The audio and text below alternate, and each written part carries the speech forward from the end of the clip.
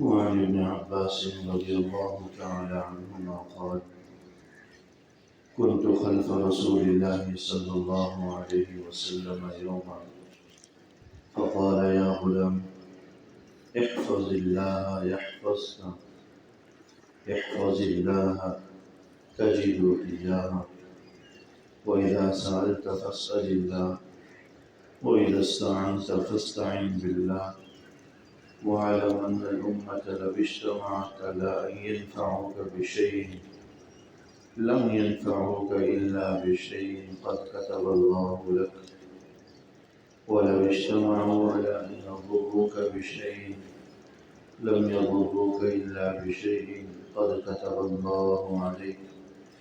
رفعت الأقلام وجفت الصحف. حضرت عبداللہ ابن عباس رضی اللہ تعالی عنہما حضور علیہ الصلوۃ والسلام یہ حدیث مبارک نقل فرماتے ہیں کہ ایک دفعہ میں حضور علیہ الصلوۃ والسلام کے ساتھ سواری پر پیچھے سوار تھا. چونکہ یہ عام طور پر حضور علیہ الصلوۃ والسلام کے ساتھ ساتھی ہوا کرتے تھے خدمت کے طور پر، اور چھوٹے بھی تھے.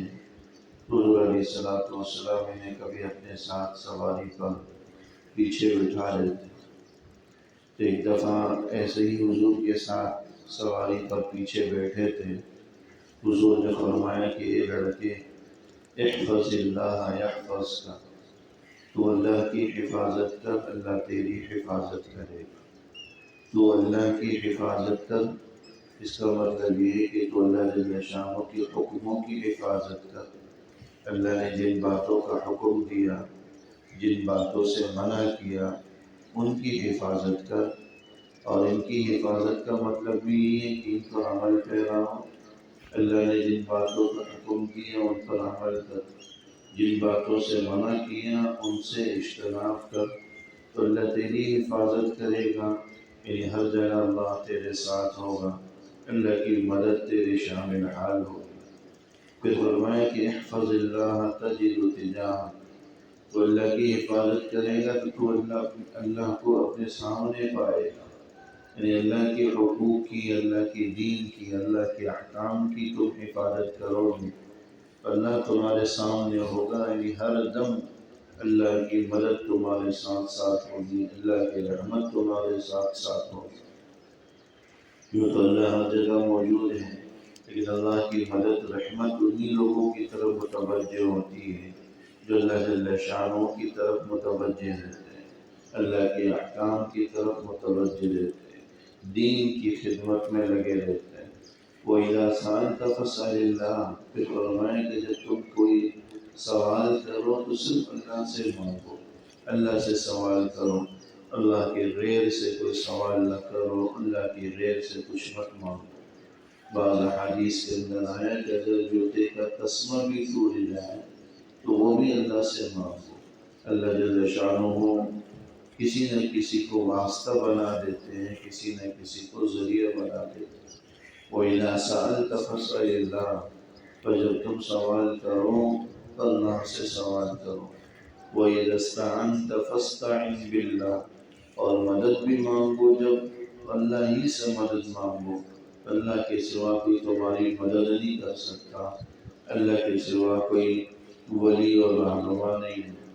وَاعْلَمْ، پھر فرمائے کہ جان لو، أَنَّ الْأُمَّةَ لَوِ اجْتَمَعَتْ عَلَىٰ أَن يَنفَعُوكَ بِشَيْءٍ لَمْ يَنفَعُوكَ إِلَّا بِشَيْءٍ قَدْ كَتَبَ اللَّهُ لَكَ. اگر پوری امت اس بات پر جمع ہو جائے، پوری دنیا اس بات پر جمع ہو جائے، حکمران بادشاہ اس بات پر متفق ہو جائیں کہ تمہیں نفع پہنچائیں، فائدہ پہنچائیں، تو ہرگز تمہیں فائدہ نہیں پہنچا سکتے جب تک کہ اللہ نے تمہاری تقدیر میں نہ لکھ رکھا ہو. یعنی جتنا اللہ نے لکھ رکھا ہے اتنا ہی فائدہ تم تک پہنچ سکتا ہے، اس سے زیادہ رتی برابر بھی نہیں پہنچ سکتا. وَلَوِ اجْتَمَعُوا عَلَىٰ أَن يَضُرُّوكَ بِشَيْءٍ، اور اگر پوری امت اس بات پر جمع ہو جائے کہ تمہیں نقصان پہنچائے، لَمْ يَضُرُّوكَ إِلَّا بِشَيْءٍ قَدْ كَتَبَ اللَّهُ عَلَيْكَ، تو تمہیں ہرگز نقصان نہیں پہنچا سکتے الا یہ کہ اللہ نے تمہاری تقدیر میں لکھ رکھا ہو۔ اگر نقصان پریشانی تقدیر میں اللہ نے لکھ رکھی ہے تو پھر وہ بہر صورت پہنچے گی۔ اگر پوری دنیا اس کو روکنا بھی چاہے تو نہ روک سکتی ہے نہ اسے دور کر سکتی ہے۔ تو رفعت الاقلام، قلم اٹھا لیے گئے، وجفت الصحف، اور صفوں میں لکھائی روشنائی یہ خشک ہو چکی ہے۔ تو رفعت الاقلام کا مطلب یہی ہے کہ تقدیر لکھی جا چکی ہے، کیونکہ حدیث کے اندر آتا ہے اللہ نے سب سے پہلے قلم کو پیدا کیا، پھر قلم کو حکم دیا کہ لکھ۔ قلم نے پوچھا کہ کیا لکھوں؟ اللہ نے حکم دیا کہ اولین اور آخرین کی تقدیر لکھ، کس کو کتنا ملنا ہے، پہلا انسان کتنا ہوگا، کتنی زندگی پائے گا، کتنا رزق پائے گا، کتنی اس کی سانسیں ہوں گی، کیا حالات ہوں گے، آخری انسان کب آئے گا، اس کی زندگی کتنی ہوگی، اس پر کیا حالات آئیں گے، کیا اس کے نصیب میں ہوگا۔ ایک ایک چیز لکھ دی گئی، اس سے سر منہ رتی برابر بھی تبدیلی کبھی بیشی نہیں ہو سکتی۔ قلم لکھ کر تقدیر لکھ کر فارغ ہو چکے ہیں۔ رفعت الاقلام، قلم اٹھا دیے گئے، یہ محاورہ ہے، مطلب یہ کہ لکھ کر آدمی قلم بند کر دیتا ہے، مہر لگا دیتا ہے، گویا کہ تقدیر بھی لکھ دی گئی، قلم اب اٹھا لیے گئے ہیں، تقدیر کو لکھ نہیں رہے دوبارہ سے وہ کہ اس میں کوئی کاٹ پیٹ کر لیں، کوئی کمی بیشی کر لیں، آپ کے حالات میں بھی ممکن ہے۔ وجفت الصحف، اور صحیفوں کی، کتابوں کی، لوح محفوظ کی جو روشنائی ہے وہ بھی خشک ہو چکی ہے۔ اور آج اس سے بھی یہی ہے کہ لکھائی اور تقدیر بہت پہلے ہو چکی ہے، تازہ بھی نہیں ہے کہ اس میں روشنائی جو ہے تازہ ہو، اس کو ہم کاٹ پیٹ کر کے رد و بدل کر لیں۔ سب صدیوں پہلے اللہ جل شانہ نے جب آسمان و زمین کی تخلیق فرمائی تو یہ سب پہلے سے ہی لکھ دیے گئے۔ حدیث مبارک سے یہ بات سمجھانی مقصود ہے کہ ایمان والے کو تقدیر پر ایمان رکھنا چاہیے۔ جس کا تقدیر پر ایمان کامل ہو جاتا ہے پھر وہ حلال و حرام، جائز ناجائز اور ان چیزوں کو خیال رکھتا ہے۔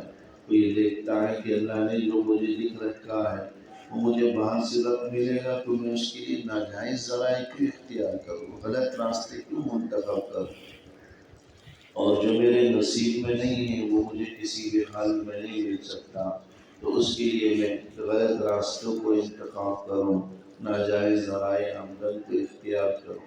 لہٰذا جب مانگیں تو اللہ سے مانگیں، اور جب سوال کریں تو اللہ تعالیٰ سے ہی سوال کریں۔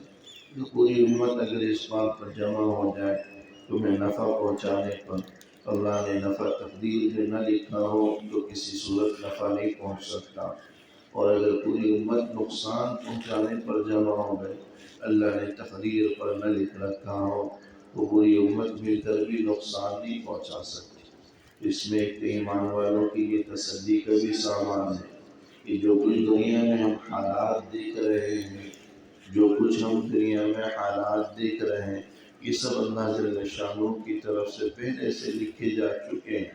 اب ان میں اللہ کی کیا حکمت ہے، کیا مصلحت ہے، اللہ ہی بخوبی جانتا۔ دنیا میں واقع ہونے والا ہر واقعہ اللہ جل شانہ کی طرف سے پہلے سے مقرر، متعین، طے شدہ ہوتا ہے۔ اس میں حکمتیں کیا ہیں، مصلحتیں کیا ہیں، اس میں اللہ نے کیا نتائج، کیا ثمرات چھپا کر رکھے ہیں، انسان اس کا ادراک نہیں کر پاتا۔ ظاہراً دیکھنے میں عمل تو غلط لگ رہا ہوتا، لیکن اس کے پیچھے بھی اللہ نے کیا حقائق رکھے ہیں۔ حضرت موسیٰ علیہ السلام، حضرت خضر علیہ السلام کا واقعہ قرآن کریم میں سورہ کہف کے اندر ہے۔ دونوں ساتھ گزر رہے تھے، ایک کشتی کو حضرت خضر علیہ السلام نے توڑ ڈالا، ایک بچے کو جو کھیل رہا تھا اسے قتل کر ڈالا۔ حالانکہ یہ بڑے دیکھنے میں بظاہر خلاف شریعت عمل، بڑے گناہ والے عمل سمجھے جاتے، ظلم سمجھے جائیں گے، لیکن اللہ نے اس میں کیا حکمت رکھی تھی کیا مصلحت رکھی تھی وہ حضرت خضر علیہ السلام نے بیان فرمائی۔ تو ہر کام کے پیچھے اللہ کی حکمتیں مصلحتیں ہیں، وہ ہمیں پتہ نہیں لگتی، اس کا ہمیں اندازہ نہیں ہوتا۔ اس لیے تقدیر پر راضی رہنا سیکھیں اور ہر حال میں اللہ کا شکر گزار بندہ بننا سیکھیں اور اسی کی عادت اور طبیعت کو اپنائیں۔ اللہ جل شانہ کرنے کی توفیق نصیب فرمائے۔ ربنا تقبل منا انك انت السميع وتب علينا انك انت التواب الرحيم، وصلى الله تعالى على خير خلقه محمد وعلى اله وصحبه